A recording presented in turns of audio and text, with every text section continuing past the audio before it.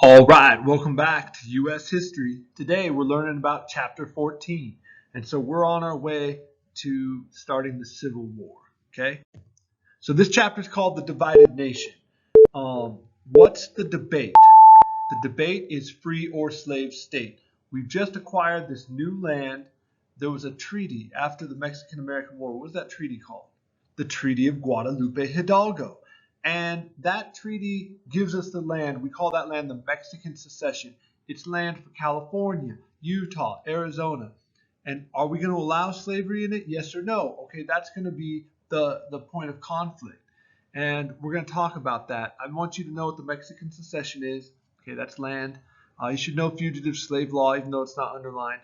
And then the Compromise of 1850. That puts Utah on the map. So let's get going. Just because I'm fast forwarding on this slide doesn't mean you shouldn't write this down. Make sure you write this down in your notes, and let's get going. All right, the big question, who has the final say? That's the dance of the arrows. We're going to talk about it. So in a federal system, the state has the power and the national government has some power. Who has the final say? Okay, that's the debate. That's what the Civil War is going to be about. But the issue is who has the final say over slavery. Some people will say, well, the Civil War was a states' rights issue. And some people will say, well, the Civil War was about slavery. The answer is yes. It's both of those things. I don't see how you can really say it's one without the other. Anyhow, what options does the South have? They can either amend the Constitution or they can leave. And then what is popular sovereignty? It means that the will of the people, the majority is the sovereign. You vote, okay? So let's go back. We talked about Missouri Compromise. Missouri enters as a slave state. Maine enters as a free state. They're trying to keep that balance of power, okay? I like this quote. We used it again. We talked about it earlier. I'm going to say it real fast. Southerners did not. We have a wolf by the ears. We don't want to hold on, but we don't dare let go. So if we have this new land, what are we going to do? Are we going to allow slavery? How are we going to compromise? Okay. Are we going to end compromise? What's going to happen? Here's the Civil War, the big picture. Okay. So we are right at the beginning, even pre-Civil War, when we're talking about, let's see, Uncle Tom's Cabin. What else are we going to talk about in this lesson? Kansas-Nebraska Act. So we're right here at the beginning, but I want you to see there's plenty more to go. Okay. There was a tariff crisis about a unit and a half ago. South Carolina threatened to secede. Andrew Jackson sends troops. What was the issue? An issue looms large. Who's in charge? Okay? When we first had the first government, the Articles of Confederation, that means the states had all the power. Then they redrafted, they redid it, and they came out with the Constitution. That's a federal system of government. State has power, national government has power. You see this in Utah all the time. Who should control Bears Ears? Should control this? The state thinks they have the power. The federal government thinks they have the power. Who has the final say? We're going to talk about that. Here's that dance of the arrows. Okay? Right now, we don't, at this time in history, we don't really know who's got the supreme power, the state or the national government. Okay? Here's what the country looks like. You can see that land over there called the Mexican Succession. So I'm going to ask you what the Mexican Succession is. You know it's all this land here. Utah, Nevada, California, parts of Arizona, and New Mexico. Okay? Boom. The Wilmot Proviso says we're going to just straight ban all slavery in the new land. It doesn't pass in the Senate because there's that balance of power. And the South does not like this. Okay? The South sees this as an attack on slavery. What was the proposal to ban slavery in any land acquired from Mexico? 1, 2, 3. Boom. Wilmot Proviso. There you go. Good job. Okay. Popular sovereignty means you get to vote. So they're going to say California comes in as a free state, and then Utah territory, New Mexico territory, they'll have popular sovereignty. They'll vote on it. Okay. So there's this new party called the Free Soil Party. You don't have to memorize all these facts. All I want you to understand is that the Democrats, the Whigs, there's people in them, in their parties, and they're unhappy. Why would they be unhappy? They're unhappy because of slavery. They want to get rid of slavery, and their party is making deals and compromising. And so all the people leave that are really hardcore abolitionists, they leave and they form their own party. I want you to see this primary source here. What does that represent to you? Take a second and look at it. What are they trying to communicate with this cartoon? Okay, this is accusing the other parties and saying you're shoving slavery down the throat of Americans. Okay, Americans in general don't want slavery, and you're making it so that we have to keep it. This is again smoking them out. Okay, we're going to smoke out those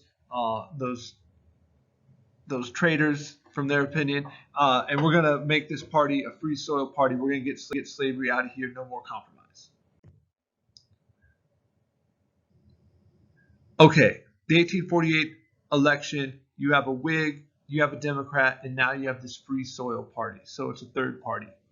And again, what's that about? Free soil, it's about ending slavery. So you can see that this issue is gaining steam. People are willing to do stuff about getting rid of slavery. Here's the popular vote. Here's the electoral vote. You can see who wins.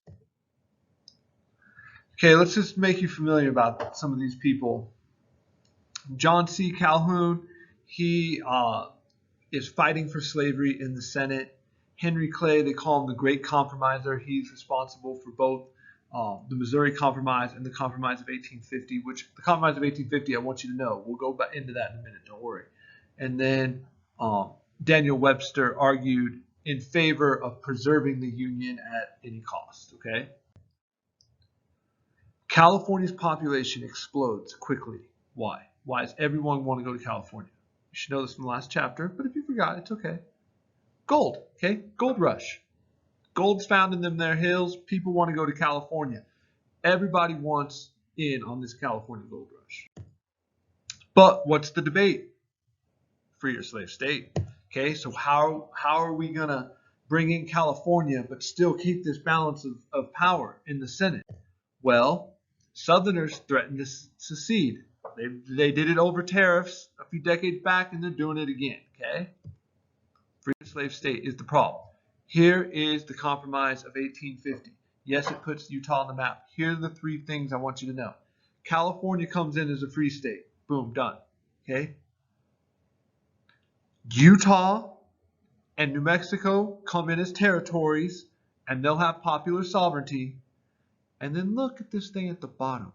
There's something kind of slid in the bottom called a fugitive slave law. What is that? And how is that important? We'll talk about it. So those are the three things for the Compromise of 1850. Okay? 2 territories, 1 state, fugitive slave law. Perfect. Okay? There's the Utah territory. How does Utah get put on the map? Compromise of 1850. Okay, so here we go. Let's look at what we've learned. Treaty of Guadalupe Hidalgo, we get this land. It's called the Mexican Secession. What are we going to do with the land? What's the answer to that question? California, free state. Boom. 2 new territories. 1 is Utah territory. 1 is the New Mexican territory. How are they going to decide slavery? With a vote, popular sovereignty. Okay, so hopefully you guys know all that. Here's everything I just told you, but in a nice picturesque slide format. Utah territory, New Mexican territory. They have popular sovereignty. Let's roll. Okay, the primary source, if I can get a digital copy, it'll be up there, and it'll be the Fugitive Slave Act. And we want to talk about that. Let me see what the next slide is. Okay, perfect. Fugitive Slave Act. It allows officials to arrest anyone that's accused of a runaway slave. There's no real proof. Someone points the finger and say that guy used to be a slave, they can get arrested. No trial, just the testimony of a slaveholder. And here's the kicker. The Northerners are required to assist the authorities. Now, this is why this is important. The Southerners thought this law will show the Northerners kind of like who's boss, but also that slaves were property. It would like protect their property rights. But it backfires. Lots of people in the North hated slavery, but they weren't going to do anything about it. When this law gets passed, it shows that you can't just hide and sit on the bench. You're going to have to get in the game. Now, what side are you going to be playing for? Does that make sense? A lot of Northerners were happy to sit on the bench. This law puts them in the game, and now they're going to fight against slavery. So the Fugitive Slave Act motivates people in the North to fight against slavery. Okay, many Northerners swore to resist the new law. That's what it says there in the yellow. All right. Calhoun had hoped the law would force Northerners to see slaveholders had property rights. It does just the opposite. Here we go. Hi, my name is Matthew Pinsker. I'm a historian, and here are a few things you need to know to sound smart about the Fugitive Slave Act. To begin, all of it goes back to the Constitution. Article 4 of the Constitution has a clause that we call the Fugitive Slave Clause, which orders states to deliver up fugitives from labor, the euphemism for runaway slaves, when they are requested by slaveholders. That clause gets translated into the first 1793 statute, which is a civil statute about the returning of these fugitives from labor. That was a law that wasn't well enforced according to Southern slaveholders. They complained about it bitterly, especially in the 1840s, and that's what led to the creation of the 1850 Fugitive Slave Act that was part of the Compromise of 1850.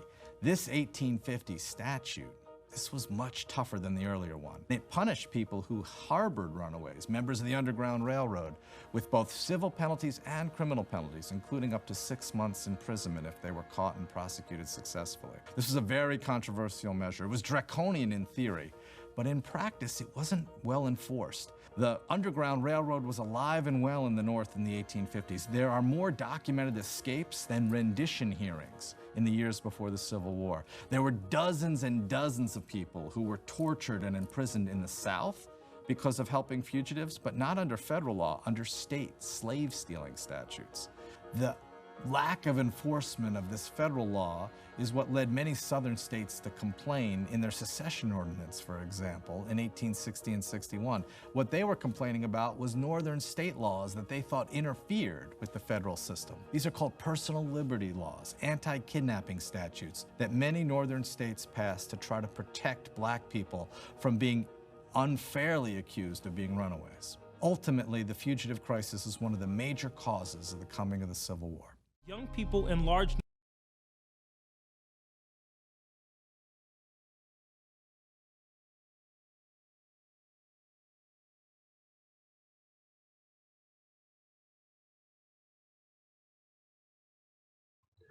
All right, so look online. You've got your book online. I want you to read the excerpt from Uncle Tom's Cabin, and people are going to read this book, and they're going to, be emotionally drawn to the problem of slavery. It's not that people didn't like slavery. It's that they weren't really willing to fight yet or do something about it. They'll read this book and they'll go, wow, now that really touched my heart. Now I want to get involved in the abolitionist movement. Okay, so they're going to want to build a railroad. They're trying to get this transcontinental railroad even back then, okay? So what's the problem? Okay, so the South doesn't want more free states. What is popular sovereignty? Kansas-Nebraska Act proposes popular sovereignty. What does that mean? It means the will of the people. Okay, it means you get to vote on this issue of slavery, and it undoes the Missouri Compromise. So let's say we're going to have a debate, we're going to have a vote on whether this state gets to be free or slave. What's going to happen next? People from both sides of the issue, either anti-slavery or pro-slavery, are going to flood into this area so they can cast a vote. All right, there's only 3,000 voters in Kansas, but 8,000 people cast a vote. And these are going to be, if you're willing to leave where you're at and go vote in this thing, you're going to be an extremist sort of, by nature. You're going to have passion for your issue. And then, so there's going to be pro-slavery and anti-slavery fighters, and they're just roaming the countryside, and that's going to lead to Bleeding Kansas.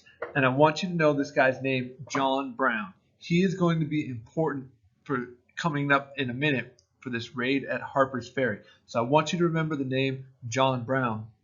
And I want you to see how this popular sovereignty sort of invites people in, and then they're gonna fight. And here's a quick. Okay, there'll be violence in the Senate. Sumner gets knocked unconscious with a cane. Okay, this is starting to get out of control. You can see I've used the analogy of the pot is bubbling. There's starting to be violence now. And here is a quick video about Bleeding Kansas. Hi, my name is Matthew Pinsker. I'm a historian, and here are a few things you need to know to sound smart about Bleeding Kansas.